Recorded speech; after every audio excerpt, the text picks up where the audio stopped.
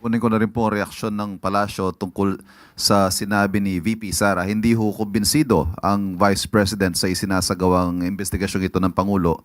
And if I may quote, kung seryoso lang talaga ang Presidente, tapos na yan sa isang araw lang. Matuturo niya lahat na may kagagawa ng corruption sa budget. Pero well, as you can see, parang ang nanonood tayo ng sarsuela. Okay, isang araw lang matatapos ng investigasyon?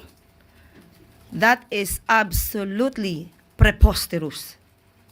Ang Pangulong Marcos Jr., hindi po siya nagsasagawa ng investigasyon ala tokhang way. Nirerespeto ng Pangulo ang due process, nirerespeto ng Pangulo ang human rights. So kaya po dumadaan ang lahat sa proseso.